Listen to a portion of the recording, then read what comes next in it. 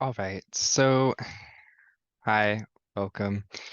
I'm presenting to you specifically, Berk, about Dragon Age lore. So a tab, magic, and you. Let's get right into it. So to begin with our overview, first we're going to talk about the magic in the Dragon Age setting, and the Fade, and how those two things are interlinked. Once we kind of establish our understanding of that, we're going to move to the Chantry. Okay, and the Chantry plays a huge part in the politics and government uh, in the world of Thedas, right? Then we'll talk about the circles, which is actually still a part of the Chantry, but we'll kind of understand why I've separated that out once I get there. Finally, we'll talk about the Mage Templar War, right? We're going to talk about some of its root causes and kind of why we're exploring this now in the third game versus the second or first. Really, it's kind of one part of an overarching plot, but I'm getting ahead of myself. Then we're going to shift gears a little bit and stop talking so much about the primary aspects that influence the Dragon Age Inquisition setting, instead turning to more of the world building of elves, the Dalish, and slavery, and how that kind of all intertwines. Finally, I'll provide you some background knowledge that you don't necessarily need to have, but it does kind of enrich your understanding as these names like the hero of Ferelden or Hawk kind of get thrown around very occasionally. All right. So, magic in the Fade. So, magic in the Dragon Age setting is a complicated matter. I've written many essays about this, but essentially it's mostly genetic, especially for the primary type of magic that we think about when we talk about mages.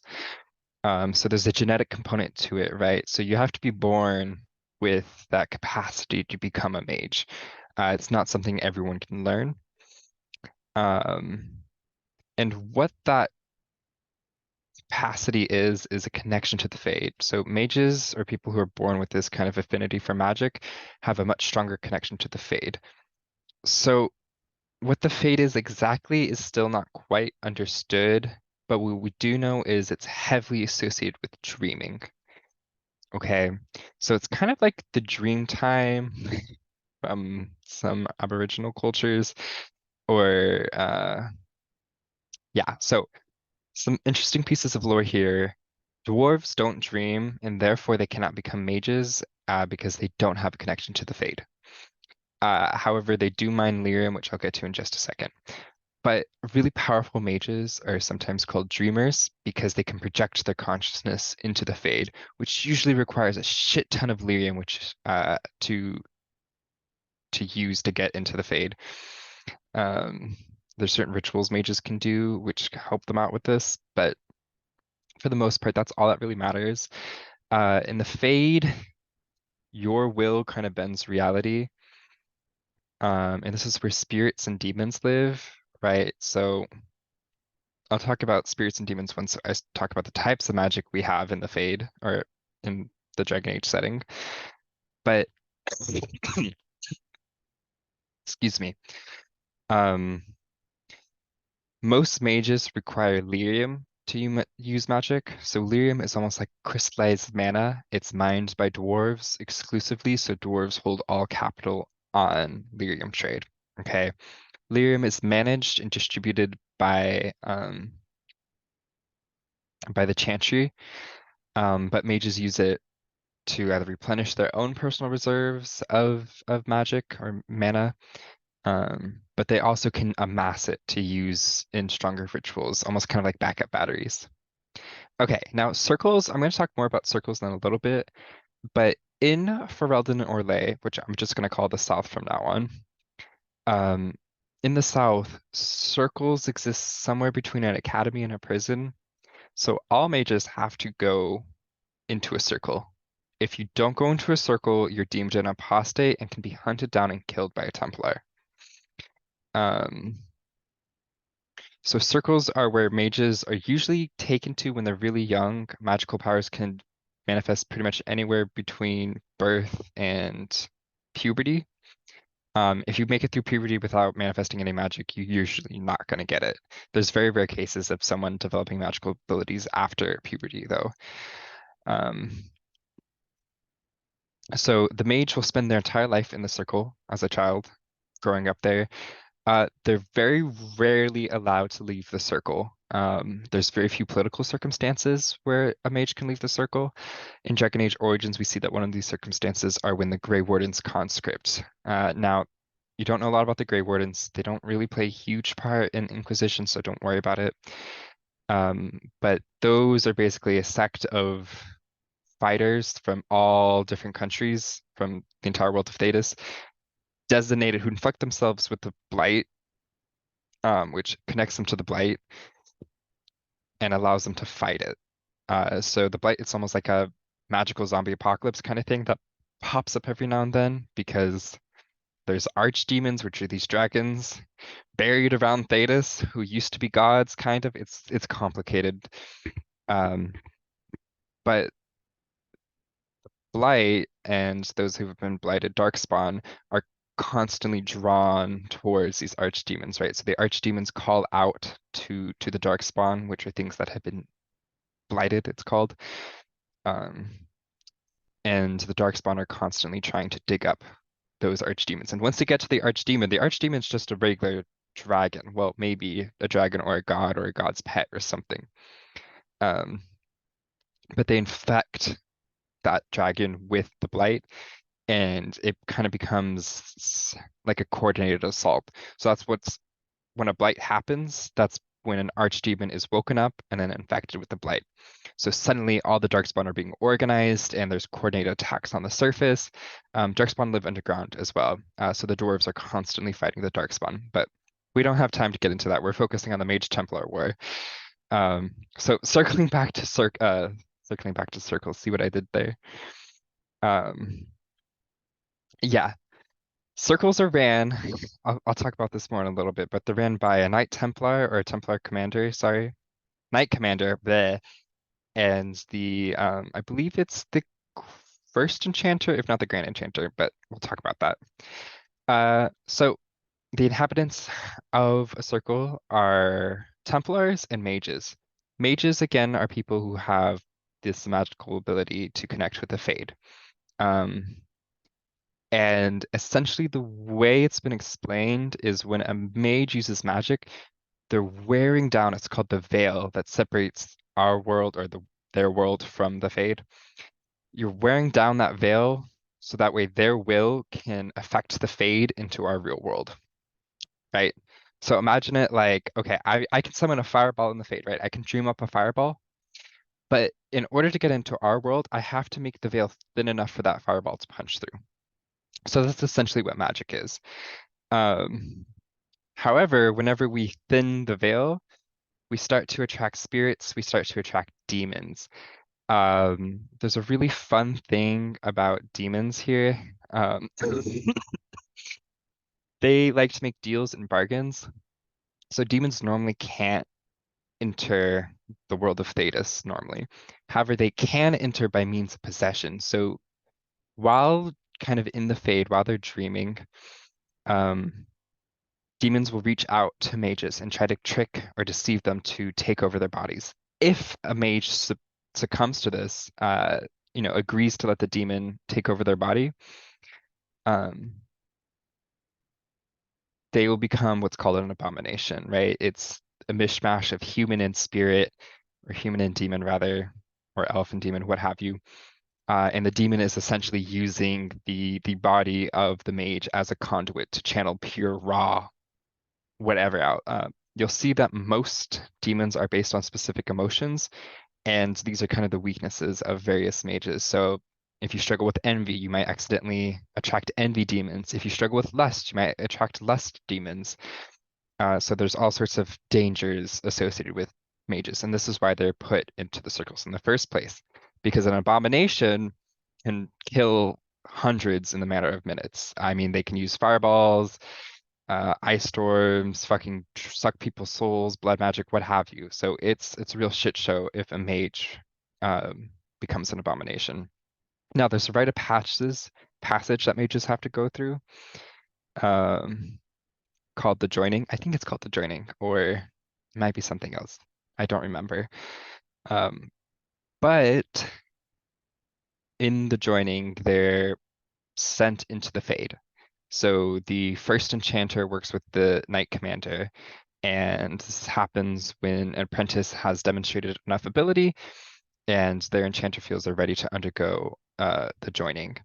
Now, there's not an age associated with the joining. Usually it's in late teenage, early adulthood, but there's some like adult apprentices who are still not ready to undertake the joining, and sometimes they never do. Because if they go into the joining and fail, i.e., they get possessed, they're or starting to get possessed, their bonds with the Fade is severed. So they be basically magically lobotomized by the first enchanter. Or yeah, it's the first enchanter. No, the Grand Enchanter. I think it's the Grand Enchanter. Anyway, so they get magically lobotomized. So they can't dream, they don't feel emotion, uh, they become very logical, and they basically work as alchemists, or they can also use ruins, so it allows them to enchant like weapons and stuff. But they are allowed to leave the tower once they become tranquil. That's what it's called, being tranquil. Now, there's a major cultural difference regarding mages between Ferelden and Orlais and Tevinter. So Tevinter in the north loves magic. They absolutely eat it up.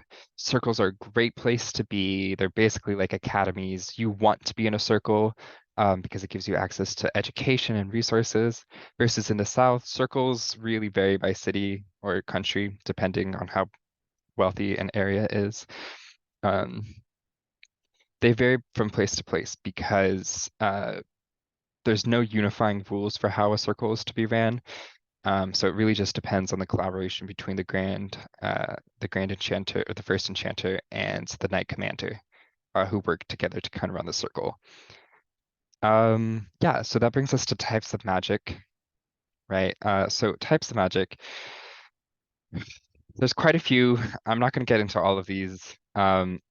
Primarily what you see is Fade magic or Lyrium magic. There's really not a great name for it. It's the very standard type of magic. You use the Fade to cast magic. Now, there's a type of magic called blight magic, which is not really well understood. I think it's a fascinating concept. So Darkspawn can use magic even though they don't have a connection to the Fade. Well, maybe. I don't know. If you play through the game, you'll understand why I'm kind of hesitant to say this, but they use a weird kind of magic that doesn't connect to the Fade. It's not using blood magic either, because when we talk about blood magic, blood magic works the same way lyrium does, right? So it acts like an energy cell, but maybe times 5,000. So if you kill one person, that's probably like 10 tons of lyrium worth. Like it's not an equivalent exchange.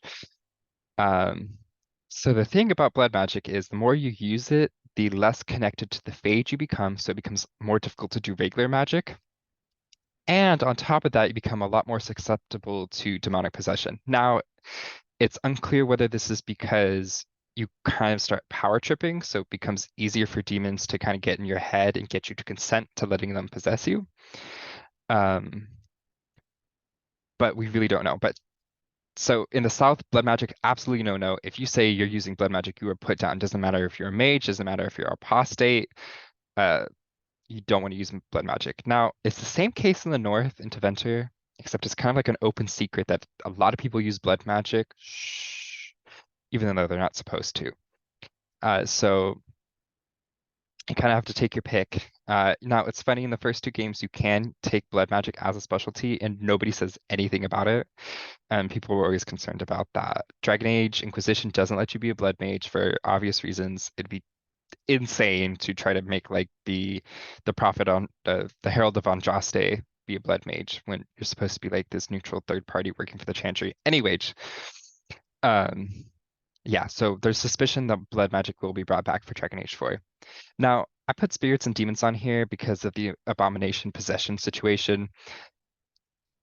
Spirit healers, which is a subclass in the first and second game, actually let spirits possess them, right? So spirits are good-natured, like wisdom, memory, passion, joy, like really positive emotions. So these mages, spirit healers, will intentionally let themselves get possessed so that way the spirit can use the Fae to heal somebody. It's a very rare trait to have. There's only been a couple notable ones when her son, Riss, and then also the hero Ferelden, which is the protagonist in the first game. But I put it on here because I think it's really interesting. Titans and Lyrium, I'm not going to say anything about this because you need to play through the game to understand what the fuck is going on there. Have fun with that. Okay, we're moving on to the Chantry now. So the Chantry is the kind of prominent religion or religious body and governmental body of the world of Thedas. Okay. Yes. I'm going to talk really briefly about their belief system, and then we're going to move on to their structure and how they're kind of organized. Okay, so the primary belief of the Chantry is that the Magisters, right, the mages of Tevinter, got greedy and started doing a shit ton of blood magic to try and break into the Golden City where the throne of the Maker sits, right? Um, but as punishment, when these Magisters get to the Golden City and open up the gates, the Maker basically releases the Blight, which turns the Golden City into the Black City, uh, decimating any chance, and also corrupting these Magisters into kind of the original Darkspawn, who then come back to Thedas and create Darkspawn, or the Blight. After this, we have Andraste, who was one of the most devoted people to the Maker. And she kind of sings a song called the Chant of Light. And it's legend that this Chant of Light is what was so beautiful that the Maker basically responded to her and said, "Hey, how would you like to be my wife?" And she's like, "Fuck yeah, that sounds kind of cool." But before this all happens, or kind of at the same time, the Tevinter Imperium, after Andraste in the south have waged war on them for, opening the Golden City and the Black and unleashing the blight on the world. The Tevinter Magisters kill Andraste, right? They burn her. So this is kind of why the South and the North have beef with each other. And this is also why there's two different chantries. So there's the Orlesian chantry of the South, which influences Orlais and Ferelden, and maybe Navarre and Ravane in the North. I don't quite remember exactly. We're not too sure about that. And then there's the Imperial chantry, which only Tevinter follows. And so their divine is always a mage who also runs one of the circles. And they have the total belief that magic should rule over men. Magic is what makes people better than anybody else. It's a really kind of like eugenic situation. Versus the Orlesian Chantry is like, no, men should rule over magic. We need to keep mages locked up. They do nothing but evil shit like create blights and become demons and all this crazy shit. Okay, the Chantry also has several orders. So we have the clergy, the Seekers of Truth, and the Templars. I know I've read that in reverse order. Don't worry about it. So the clergy are people like the Divine, the Grand Cleric, the Reverend Mothers, the Brothers and Sisters. All of these people are part of the clergy, right? So they're not mages or Templars. They basically just run the church aspect of things. Now we have the Templars, which are basically like Thedas's police force. So the Templars use lyrium to combat magic. So remember earlier how I was explaining magic is like mages kind of rubbing the veil thin so that way they can bring the fade in and influence the world around them. Templars kind of reassert reality using lyrium. So they basically just power blast, power repair, I guess, the fade. I'm sorry, the veil. And reassert reality so that way they can negate magic. So they're specially designed to do this, but they have to use lyrium to channel their abilities. But they also function as the police force, and they also in part control the circles, right? The Knight Commander controls the circles. And usually each city, I think, has, like each major city might have a circle, or it might be each country. I don't remember exactly what, but the Knight Commander would the head honcho who kind of orders everything, like the police chief, basically. Now, the Seekers of Truth are an investigative division of the Chantry, and that's who Cassandra is. So she's a Seeker of Truth. And they're like Templars, but really cool and much better and sexier. And I'm not going to spoil what they are because you learn about that in Inquisition. But they seek to investigate claims of abuse both within Templar orders and within the Circle. I don't think they're very good at their job. It's a very small order, but Cassandra is part of that. Okay, so I've talked about this briefly now. The Chantry structure. So it goes to Divine, and we're just talking about the Orlesian Chantry at this point. The Imperial Chantry, the Tevinter Chantry, it's a little hazy because we don't know a whole lot about it. I mean, we know a lot about it, but not the internal workings as well as we do about the Orlesian Chantry. So we have the Divine, who is basically like the fantasy pope, but a woman and a girl. And then Grand Clerics, who usually run several temples in the area, and they can also rule, they don't rule the circle, but they can do what's called the Rite of Annulment, which is a really fun thing where if a Grand Cleric deems a circle too far gone, either through corruption or they have too many apprentices failing their joining ritual, i.e. becoming abominations, then they can call the Rite of Annulment, which basically they send all the Templars in the area into the circle and they slaughter every single mage inside of there because they've deemed it like too high of a risk to the area. It's only been used a few times. Actually, in Kirkwall, the Rite of Annulment is called in to the gallows, which is the Kirkwall Circle. But I'll talk more about that when we hit the kind of spark for the Mage Templar War. Underneath the Grand Cleric, we have Reverend Mother and Mother. These are kind of co-categories. If a mother runs a chantry, she's a Reverend Mother. Otherwise, she just kind of rules over the High Chancellor and the brothers and sisters. High Chancellor is like a step above a brother and sister. It's kind of like a pastor, I guess. And brother and sister would just be like any Joe Blow who's been like into the fold of the Chantry. Um, Something to note is that the Chantry only lets humans into the like religious order, and only women can get past the rank of High Chancellor. Okay. Um, Now jumping over to the Templar structure, this isn't really important. The most important thing, so the Knight Vigilant is the one who runs all Templars. He's in Val Royale, which is kind of the center of the Chantry. The Knight Divine's kind of an order of Templars that serve the Divine directly, kind of not her secret police, more like just her private police. And then we have Knight Commanders and Knight Captains. This is the most important thing for you to pay attention to. So Knight Commanders work with, I think, um, yeah, they work with First Enchanters to run a circle. Okay, so those two kind of tag team a circle together. Knight Captain is the Knight Commander's deputy, right? So if they deem the Knight Commander too far gone or too corrupt or anything like that, then the Knight Captain takes over. Below the Knight Captain, we have your standard Knight Templars, which are just your standard Templars who act as guards, take care of the mages, patrol the city. They do all of these functions, run the prison. And then you have the recruits, Knight recruits. Okay, now we get to circles. So circles are kind of controversial, right? So depending where you be, they can be like kind of like an academy situation or more like a prison situation. Here I have a picture of the Lake Calenhad Circle Tower, which is in Ferelden. You visit it in Dragon Age Origins to help kind of solve some issues that arise there.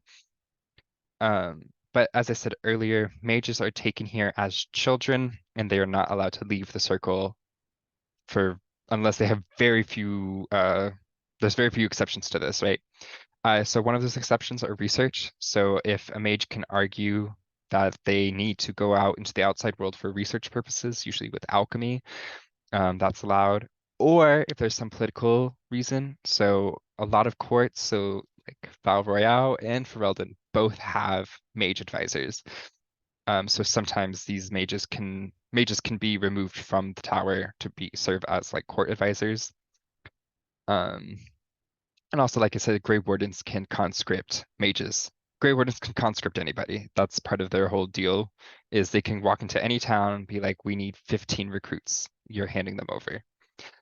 Um, but they only can do that during a blight, an active blight. Otherwise, they can't. And Grey Wardens are not based in the south. They're based in the Anderfells, which is kind of like northwest of the south and west of Deventer. I'll show you on a map later if I remember. Anyways, so the circles are organized by seniority. So we have the Grand Enchanter who basically runs all the circles and is an advisor to the Divine. Um, and meets with all the first enchanters. The first enchanters are the people who run each circle. Okay, so each circle has a first enchanter who's then advised by senior enchanters. Okay, then we have enchanters who are basically just mages who take on apprentices. Okay, so you can become a mage, but if you don't take on apprentices, you're not an enchanter. Like I've said earlier, the first enchanter and the knight commander both work together to run the circle. The knight commander enacts certain restrictions, and the first enchanter pushes back. That's usually kind of the dynamic at work. If they have an issue, they're supposed to bring it to the Grand Cleric to settle the whatever the difference in opinion might be.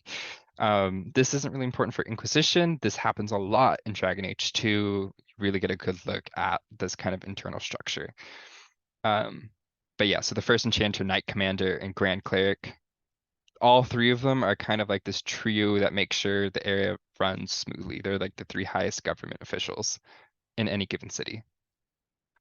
Okay, that brings us to the Mage Templar War, when things just go to shit. So as you can probably guess by now, it's not the greatest situation, right? Being a mage isn't exactly wonderful. Uh, and the role that Templars occupy is not the best. Okay, so like I said earlier, the running of a circle is entirely dependent on your first enchanter and your knight commander. Okay, so every circle is different. So the circle in Ravane is actually one of the last standing circles currently as of Dragon Inquisition because of the Mage Templar War. Okay, so I'm gonna outline exactly what the conflict is here. So the Templars think mages should be in circles, and mages say no, we shouldn't be in circles. That's the basic division here. Now, in favor of Templars, we have magic is dangerous. Okay, so we have apostates, abominations, and blood magic. You know, these three usually aren't great. I mean, some people are apostates and they get on just fine. The protagonist in Dragon Age 2 is an apostate, and he's a great guy, or she, depending. Um, but it's easy for mages to use their power for wrong, and especially if they get possessed, then the only one who can stop them is a Templar, and God knows how many people they'll kill until a Templar can stop them. Um, in defense of mages, however, Templars love to abuse their powers. One of your companions in Inquisition, actually, I'm not gonna say who, was a Templar in the first game, and if you're a woman, he makes a lot of creepy rape jokes towards you, and he's basically like a freakish stalker. In the Kirkwall Circle, the gallows, there was horrific abuses of human rights, mages getting executed even though they didn't fail their joining. Um, Knight Commander Meredith does all sorts of shady shit to bust mages and accuse mages of blood magic so that way she can execute them. It's not great. Um, so there's a lot of tension, right? Because people are basically taken from birth and locked in these places and subjected to whatever conditions. So then there's the Gallus incident, which concludes Dragon Age 2. And I don't know whether to spoil this or not, so I'm going to be very vague about it. Essentially, there's an act of either radical activism or radical terrorism, depending on how you view it, which causes a certain chantry, I'm not going to name which one, you can probably take a guess, to explode, completely decimated. Now, this kicks off rioting, revolution all across Thedas. Mages are like, fuck this. It's time. We've heard about the abuses at the gallows in Kirkwall. We're done. We're fighting back. So mages in mass start leaving the circle, killing Templars leaving. Templars, on the other hand, are like, whoa, whoa, whoa. Oh, no, you don't. Fuck you. Get back in the circle. So they're at each other's throats and they're fighting, and Dragon Age Inquisition picks up with what's called the Conclave. Now, it's like two kids fighting to the death. The Divine says, look, guys, we need to come together and figure out a new solution because this active warfare is not helping anybody. It's not conducive of anything. Um, and this has all just happened after the fifth blight too. So everyone's already in poor shape. All the countries are already in poor shape. Um, and this is what I mean by BioWare trying to make like, oh, there's ambiguity in everything that we do, or in every kind of position. I'm not going to state my personal feelings on this. I'm sure you can guess, but so that's kind of what kicks off the Mage Templar War. And that's why there even is a Mage Templar War. So that conclave happens and a rift in the sky appears, and it's like, oh shit. So the Inquisition forms, and the Inquisition is basically like the divine secret police. So it's your goal to kind of fix things behind the scenes quietly and without incident. Okay, so now we're going to kind of shift gears a little bit and we're going to talk about the Dalish, and this is more like background information rather than the actual relevant information you need to know for Inquisition. So I'm not sure if you can see my mouse or not. So we have Ferelden here and Orlais. So this is the majority of the south. This map is a little wonked out. Ravane, Antiva, Free Marches, and Navarra are all kind of neutral-ish. They more or less follow the Orlesian Chantry, and they all have Orlesian-style circles. Okay, meaning that mages can't freely come and go. Because in Tevinter, um the way circles work are basically like I've already said this, but they're like basically like academies, and you really want to get into a circle if you're a mage. Like basically like universities. That's how they operate. So it's really prestigious to be a mage in a circle into the Tevinter Imperium. This is only the case for Tevinter, otherwise it's kind of questionable. I think it was Ravane that has the last like functioning circle because they treated the mages there really, really well. So they're like, why the hell would we want to break out of our circle? Like, we're chilling. But everywhere else, kind of said, fuck the circle system. We're going rogue. Okay. Anderfels, this is where the Grey Wardens kind of operate out of. Um, let's see, the Western Approach is a place to go. Hinterlands, Kokori Wilds, the Storm Coast. Kirkwall is right down here, kind of in the Waking Sea towards the mouth of it. Yeah, so that's all of that. Oh, one thing I also forgot when talking about the Chantry is the Exalted March. So the Divine can call for an Exalted March, which basically means she summons an army to go nuke somewhere. I think there's only been 3 or 4 Exalted Marches. However, everything going on in Kirkwall nearly had an Exalted March called on it, because of how just fucked everything was there. But the Mage Templar War kicked off, and that was that. But there has been I think 3 Exalted Marches on the Tevinter Imperium because the South hates them. And I mean, rightfully so. They love slavery, they love blood magic. Um, Tevinters, oh, another thing, slavery is banned in the South, outside of everywhere but Tevinter. Um, oh, I'm about to get into that. Silly me. Anyways, so we're talking about Elves, the Dalish, and slavery. Okay, so there's really 2 primary groups of elves. There's city elves and Dalish elves. City elves live in a city in places called an alienage. I've included a picture of one for Veldin. They're centered on these trees that they've brought from the forest, which are kind of like mother trees, and it's almost like kind of like a diaspora situation or diaspora culture situation where some city elves really resonate with the Dalish elf culture, and others completely reject it. So you'll see this kind of dynamic arise with two of your party members that you'll see in Inquisition. I won't really get much deeper than that. I'll talk more about the Dalish though. But yeah, so city elves live in alien ages and are also treated like second-class citizens in Ferelden, in Orlais, and basically anywhere outside of the Tevinter Imperium. Because in Tevinter, we have the slavery situation, right? So in the north here, we have the slavery situation where elves are, not only elves, but everybody of every race is kept as slaves. So they love slavery here, absolutely love it. But it is typically elves that are slaves. There's a few missions in Origins where you have to like either help or kill some slavers, and it's really not great. But yeah, people really, humans specifically, really don't like elves. That's besides the point. Actually, it's not besides the point. It's the primary point. Anyways, so we have Dalish elves who are kind of this nomadic group.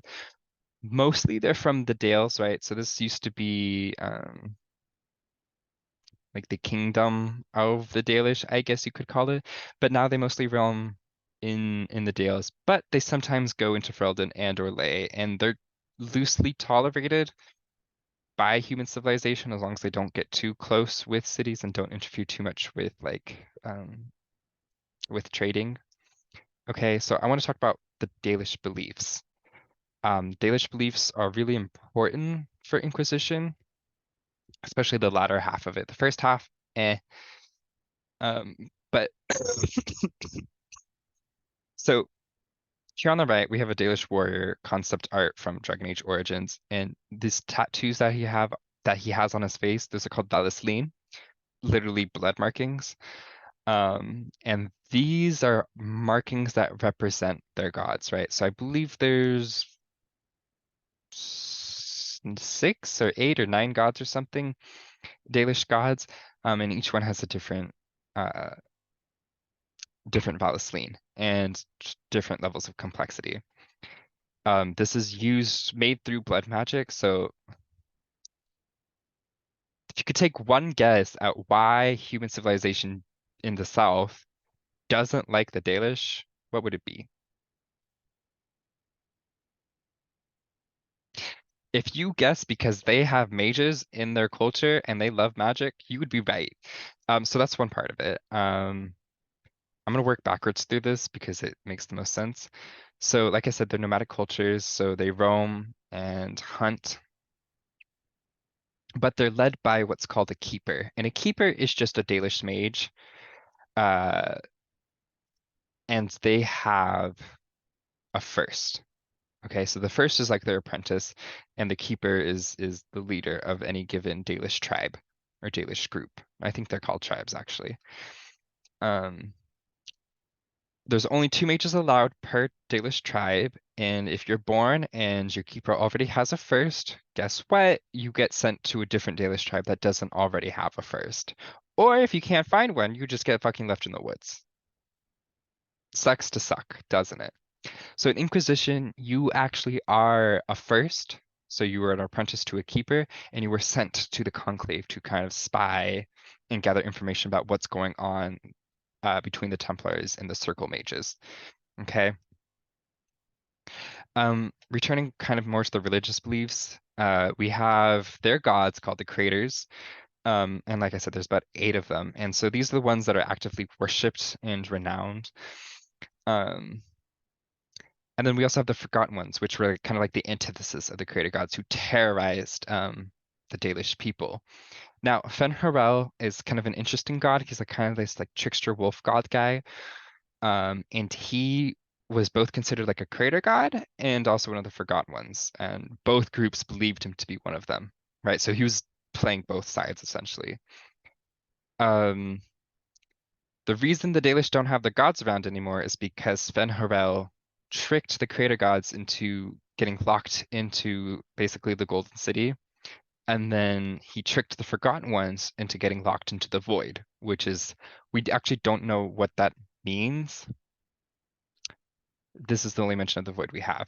One really thing I need to be clear about, they don't give a rat's ass about Eldraste or the Chant of Light. Meaningless. Meaningless dribble. The closest we get is that they believe in the Golden City-ish, because that's where the creators are locked up. Okay. I also really want to briefly mention the last two protagonists of the game, and kind of notable achievements that they got that are directly influencing the current state of affairs. So we have the hero Ferelden, who fought in the Fifth Blight, and if you're doing the default world state, which you are, um, they would have sacrificed themselves to slay the archdemon. Actually, I'm not going to spoil this for you because if you play through Dragon Age Origins, the ending will have you gagged because there are numerous endings. So I'm not going to say anything about that, but this is what is existing in your world state, so I'm going to tell you it. So they sacrifice themselves to slay the archdemon. That's really all you need to know about them. They also put Alistair on the throne. Alistair's a really cool guy. He used to be a Grey Warden. He's not anymore. Anyway, then we have Garrett Hawk.